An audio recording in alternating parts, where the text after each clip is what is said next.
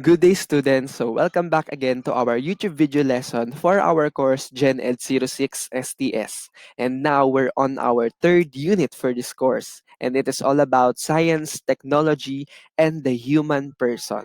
Okay? So, now let's proceed to our first lesson, which is all about human flourishing. So, at the end of this lesson, you should be able to describe the concept of man or to define human. Next is to enumerate the needs of human, define human flourishing, and also to explain the five pillars of the well-being theory. Okay, so if you're now ready, please take a go and get your notes and please jot down all the necessary information of our topic. Okay, so let us now start. The understanding of science, technology, and society will be further understood if we can grasp the nature of human being, his needs, and how to cater to these needs. So we will define the concept of human. Okay, so human being is a man, woman, or child of the species Homo sapiens, distinguished from other animals by superior mental development, power of articulate speech, and upright surface. So biologically speaking, we should be under Homo sapiens in order for us to be characterized as a man or a woman. Also, human being is an individual person that makes up the society and is responsible for the researches and innovations available today. So, di ba, in the development of science and technology in the society, we humans are the ones who are directly involved in this. Okay? So, according naman sa intellectualist na si Aristotle, okay? So, Corn is defined as a rational animal. Rational because he can think and use reason consistently. Okay? Pag sinabing rational, he uses reason in creating decisions. Okay? He is also a creature whose destiny is to live in the spiritual world and the physical world. So for now, we are on the physical world, but we are also seeking what would be the thing after this physical world, right? And human beings are made up of a material body and a spiritual soul with the belief on the existence and to live in the kingdom of God. Okay? So kumbaga, hindi lang more on tayo biologically um, as talagang biologically, pero ano din tayo spiritually. Kaya kailangan na masatisfy yung dalawang aspect na yan, our physical body and our spiritual body. Okay? Different beliefs, religions, doctrines on the existence of God have been explored by man to satisfy his needs in the physical world. On the other hand, he is destined to live in the physical world as he is part of it together with other living organisms. And with this, science and technology can be used to satisfy man's material world. So it is science and technology that satisfies our physical body. But in the spiritual aspect, so we should seek in some beliefs, doctrines in the existence of God. Kaya nga kahit na ang dami mong material na bagay or kahit you are successful in this physical world, may part pa rin na hindi ka fulfilled. It is because yung spirituality mo naman or your spiritual soul is patay naman. Okay, lalo na this quarantine. Okay, so kumbaga, dapat mas nagsasatisfy din natin yung ating spirituality or our spiritual soul. Hindi lang tayo tumataba ngayong quarantine, kundi tumataba din dapat ang faith natin. Okay, so in addition to Aristotle's theory, so according to him, the way human beings to do things is by making rational decisions or rational choices. So these individuals choose specific actions or scientific investigations that are most in line with their personal preferences. And with that, this introduces the concept or the theory of the rational choice theory, rational reason choice decision theory. Okay? Which is also used to model or as a model of human decision making. Okay? This explains the behavior of a society in their priorities in science and technology to satisfy the human needs. And the wide range of different norms, principles, values, and intuitions that characterizes today's bioethical discussions are products of man's rational choice to satisfy his material and spiritual needs. Okay? So kumbaga, kaya nga tayo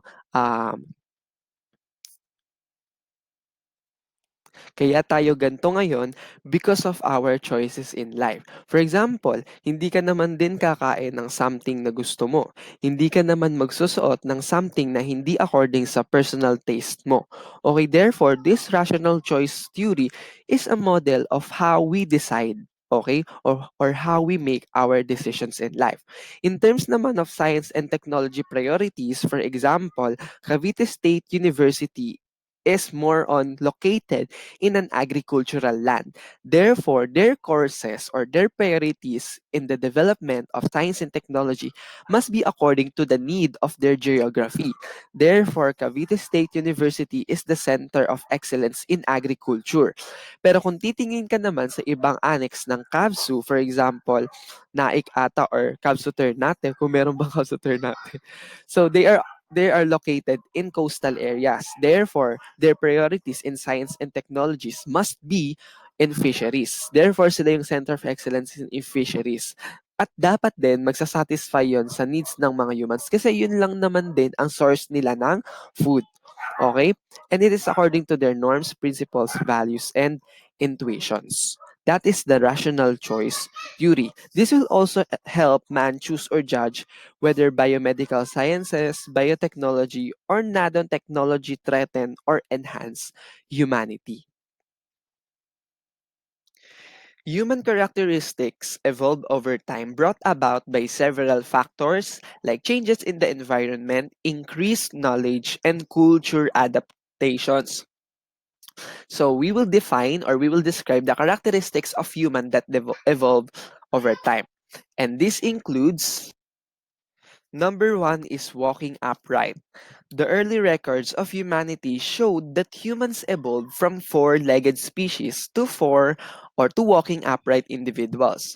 The earliest humans climbed trees and walked on the ground to gather food and find shelter for their survival. This flexibility helped them get around in diverse habitats and cope with changing climates, which eventually helped them in the evolution of their physical attributes.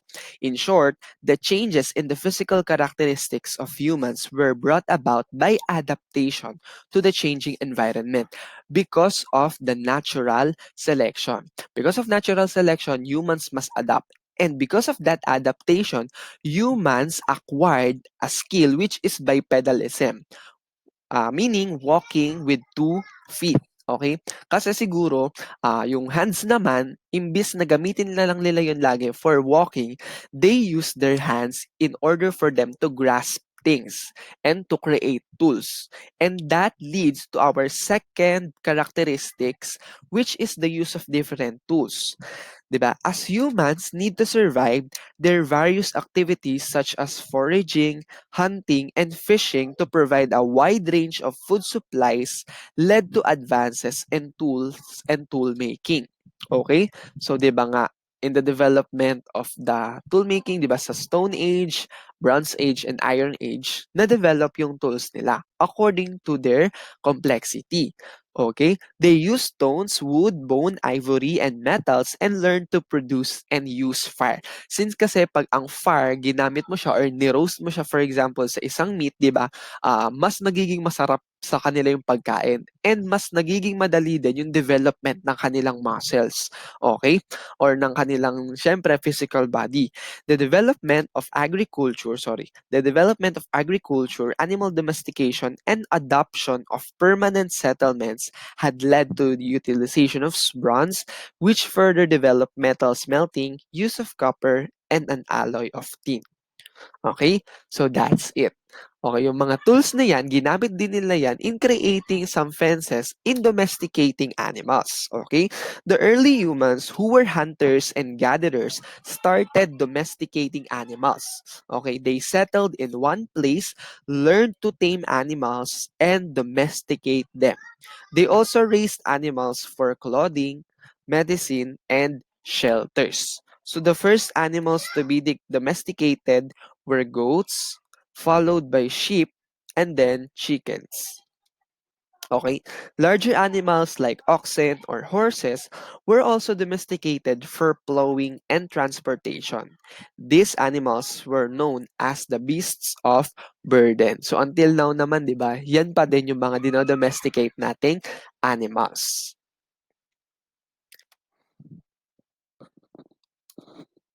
As early as humans spread to different environments and changed their diet, they evolved their body shape that helped them to survive in hot and cold climates. So number one is having short bodies and long guts. So pag sinabing short bodies and long guts, these human species were small and usually had long arms and short legs. Since most of the food that humans consumed during this time were only plant-based, so more on herbivore pa sila, this required a large digestive tract, so therefore mahaba yung guts nila. Wide rib cage made room for the stomach, intestines, and other organs that break down food. So kumbaga, since plants is made up of strong polysaccharides. Therefore, kailangan talaga na magkaroon din ng spaces yung mga organs in order for them to digest it since talagang medyo kailangan talagang matagalang digestion yon. Okay? And then, next naman, humans also develop tall bodies and short guts. Some humans have adapted in hot climates. Therefore, they evolved narrow bodies that help them to stay cool. Okay? Long legs enabled them to travel longer distance, and eating meat and other food that could be digested quickly led to a smaller digestive tract, making more energy available for tall bodies and large brain. So mas naging priority na dito sa development ng humans na to yung pagkakaroon ng large brains and tall bodies since yung brain talaga yung dapat gamitin ng mga humans in order for them to survive. Kasi their main reason of evolution is because of uh, their brain, which will be discussed later. Okay? So yung kaya nagkaroon na lang sila ng short guts. Okay? Next naman is compact bodies and short gut. Okay? So compact, it is because as human evolved to colder climates, their bodies needed to adapt to help them stay warm. Kaya naging compact. They had a short, wide bodies to conserve heat, and they depended on both raw meat and cooked food. Lastly is bones were smooth and weaker or sleeker and weaker. Starting about 50,000 years ago because of less physically demanding lifestyles and diet that included meat and cooked foods, human evolved bones that were sleeker and weaker. So that is the changes in human body in terms of their environments and diets. So as I've said earlier, the key to human evolution is because of their brain. Okay, which is another characteristic. The new challenges that humans face as environment changes contributed to the evolution of bigger human bodies, larger and more complex human brains that can process and store a lot of information. And this helps the early humans in their social interactions and encounters with unfamiliar habitats. As humans evolved, their brain size tripled and became the largest and most complex of any living primate. It is because, di ba, may tinatawag tayo na theory of use and disuse, na kung saan, kung ano yung body part na frequently mong ginagamit, yun yung mas magde-develop at mas magiging complex. Okay? Kaya siguro sa ating mga humans, na wala yung buntot if we are believing in this evolution. So, kumbaga, meron tayong vestigial part sa ating lower lumbar, yung tinatawag na coccyx, which is our vestigial organ for our tail. Kasi daw, siguro, di ba, mas ginamit natin yung legs natin rather these tails. Kasi yung tails naman is parang ano lang yan, ginagamit lang nila pag sumasabit sa mga puno-puno. But since we are not using those, nag-degenerate or nawala siya, naging vestigial organ na lang siya. Pero sa atin, ang mas ginamit kasi natin is our legs and our brain. Okay? The ability of an organism to process information about its environment is a driving force behind evolution.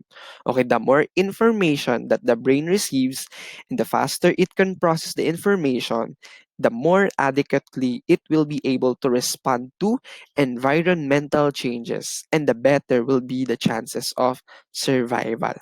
Kaya nga ang evolution of the human brain is mainly focused sa selective pressures ng environment kasi kailangan nilang labanan yung climate, yung food availability and also their diet. Pati din yung social environment as well, which is the group size and parental care. Since ang humans din, um, as the brain develops, nagkakaroon sila ng concept of parental care. Next one is social life. Early humans also depended on social life, like sharing food, caring for infants, and building social networks to help them survive the different challenges in the changing environment. Di ba meron naman tayong kasabihan na no man is an island entire of itself. Every man is a piece of the continent and a part of the main. Okay? So, yun. Kahit nga extrovert or introvert ka, um, di mo pa rin may iwasan na makipag-interact. Okay, so dito meron tayong concept of families because as humans evolve over time, nagkakaroon sila ng concept of family. And family can be defined as a socially recognized group, usually joined by blood, marriage, cohabitation, or adoption, and forms an emotional connection and serves as an economic unit of society.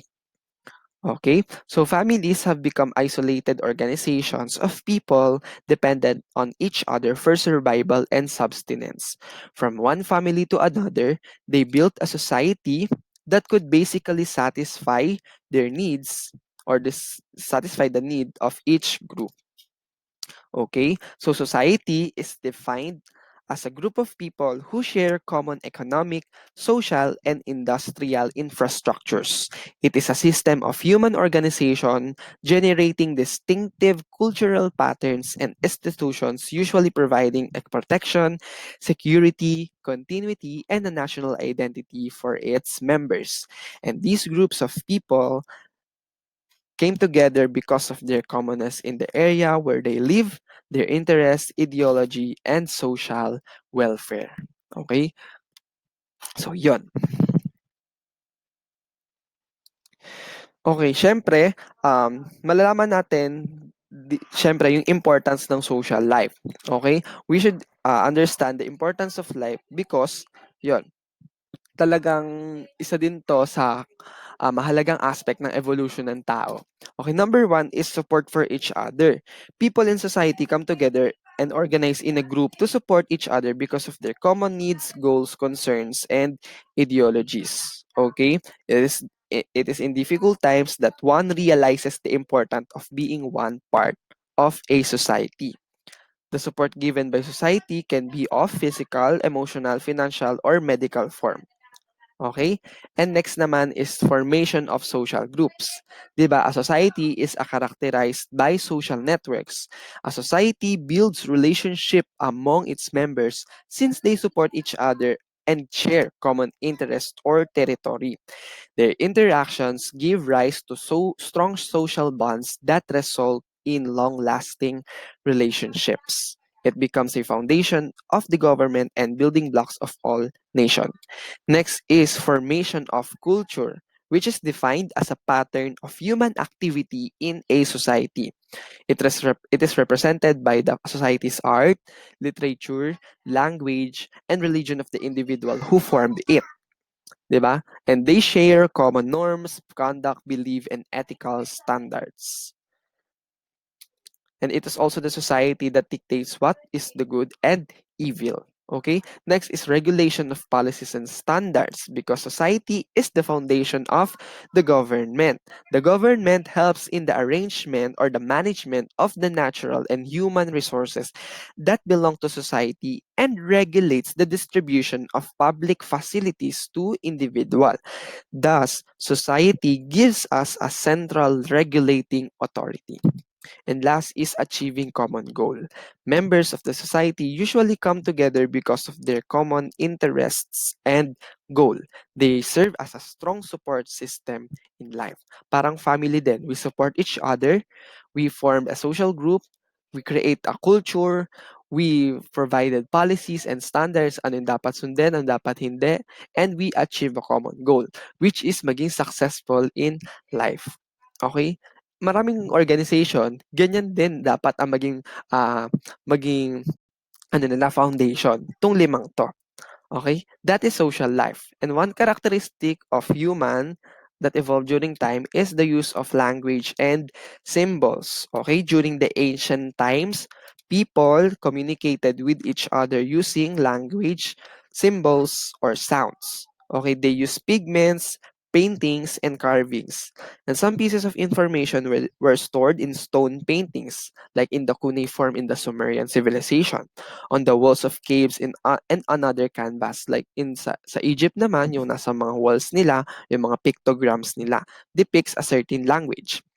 And then our ancestors use jewelry and other personal adornments to reflect their identity. Okay? So, di ba, pag ikaw ay isa kang royalty, it is reflected by the way or yung mga suot mo or na accessories. Okay, modern humans naman used colors, printing press, sounds, computers, and language to communicate. And these different communication tools help humans survive changes in environment. Okay, and that's all the seven characteristics of humans that evolved during time. Okay, ang astig lang because Aristotle teaches that each man's life has a purpose and that the function of one's life is to attain that purpose. Ang astig lang kasi um, yung mga first intellectualist like Aristotle, alam niya yung purpose, alam nila na dapat ma-fulfill natin yung purpose na yun. He explains that the purpose of life is earthly happiness or flourishing that can be achieved via reason and the acquisition of virtue. And that is all about human flourishing. Let's define human flourishing. When we say human flourishing, it is defined as an effort to achieve self actualization and fulfillment within the context of a larger community of individuals, each with the right to pursue his or her own efforts. Okay? So, kumbaga, yung self-actualization, di ba, it is in the highest peak of the Maslow's hierarchy of needs. So kumbaga ma-fulfill mo na yung nasa first four if I'm not mistaken. Pero dapat parating mo yung self-actualization which is the most important at pinakamahirap ma-achieve. Okay? And human flourishing encompasses the uniqueness, dignity, diversity, freedom, happiness, and holistic well-being of the individual within the larger family, community, and population.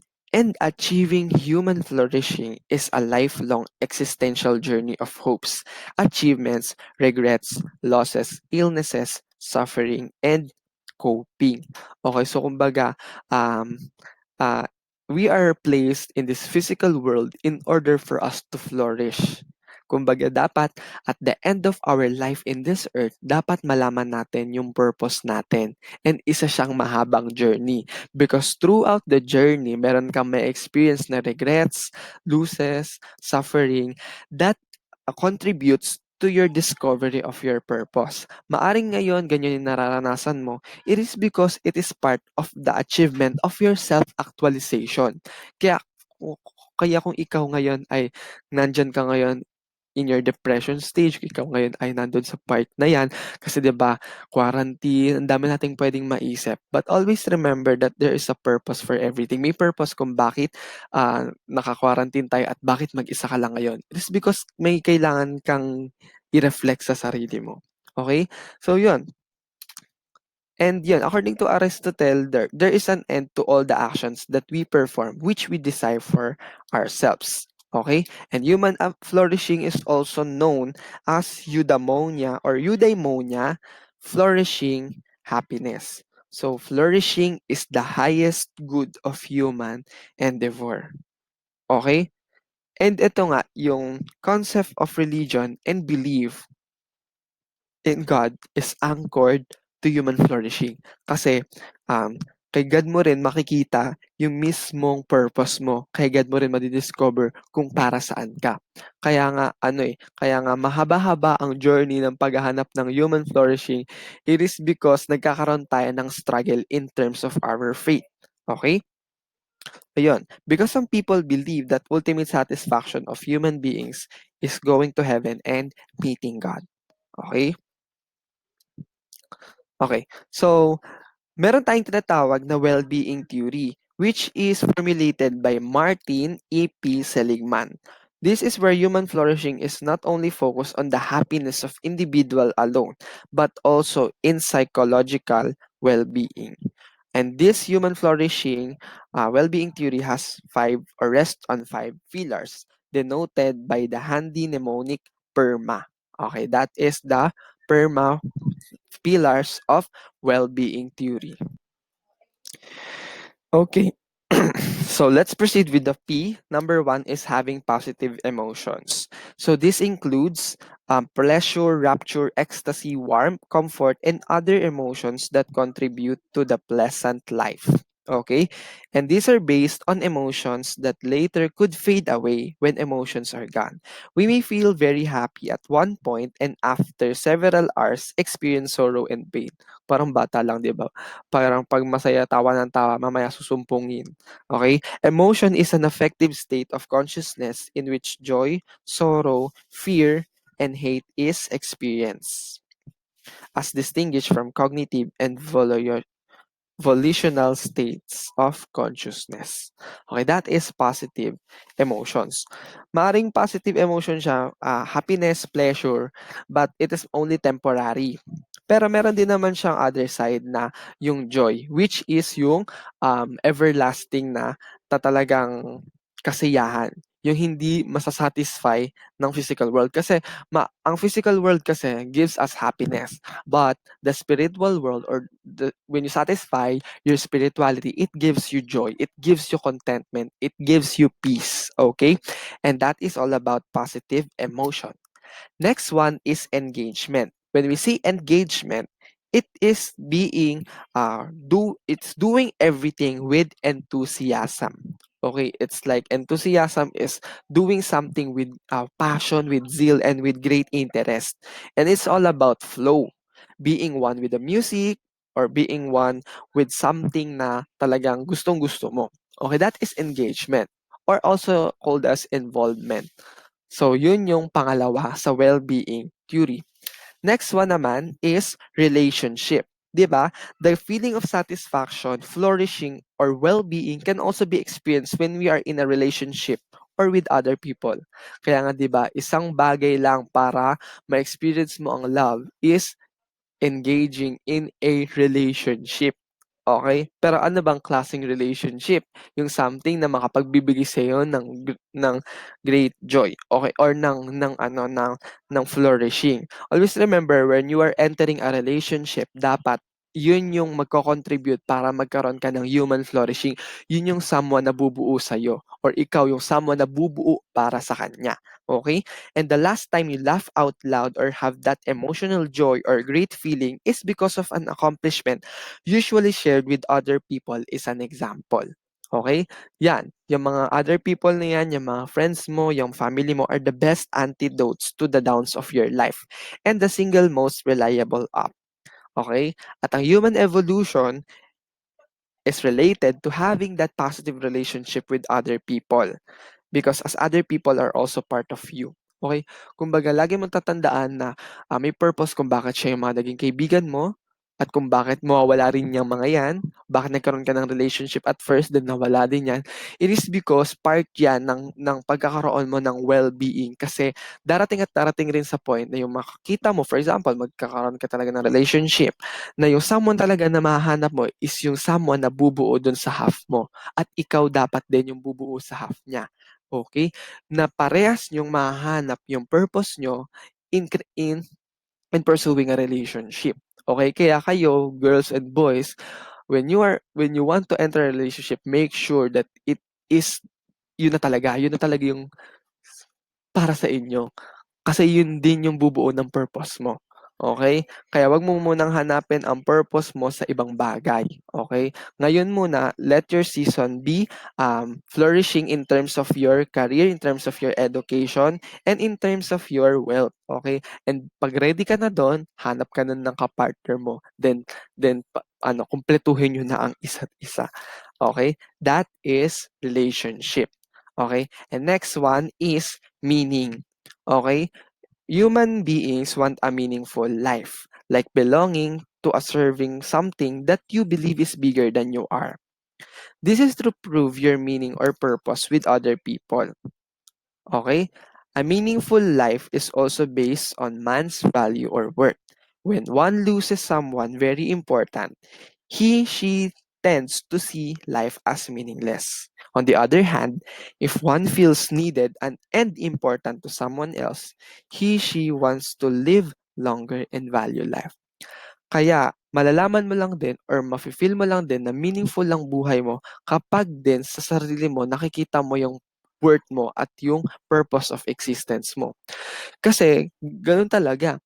Darating at darating ka sa point na parang ayaw mo na, gusto mo nang itigil ang lahat kasi nabubulag ka at hindi mo nakikita kung ano ba ang meron kay sa'yo or ano ba ang worth mo, ang purpose mo. Which is nakikita rin ni God sa'yo na 'di ba,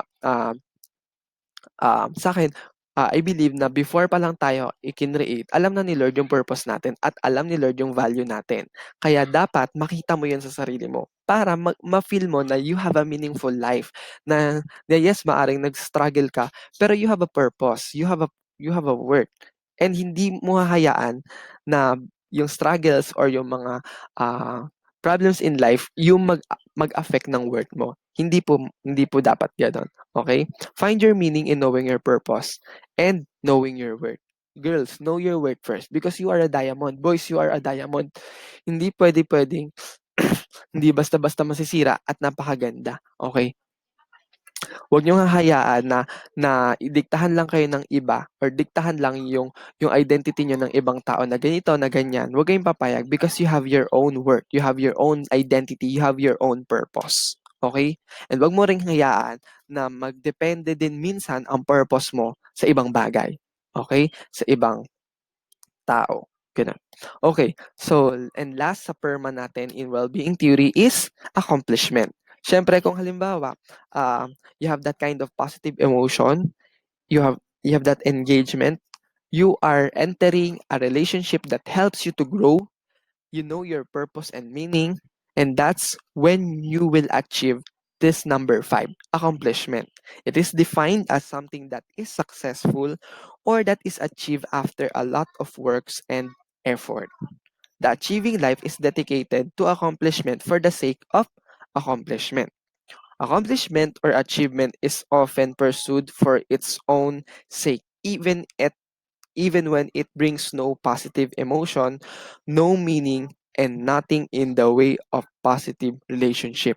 So maaari din kasi ang accomplishment is mapunta rin siya sa maling side. Kumbaga, hindi ka masaya doon. Yes, yes, you are successful pero hindi ka masaya. Feeling mo walang halaga yung na-achieve mo. Or parang wala ka namang nabuong positive relationship kasi throughout your journey, para ma-achieve mo lang yung something niya, marami ka nasaktang tao. Okay? Some people get the feeling of satisfaction because of their accomplishment, because they are admired or adored by other people.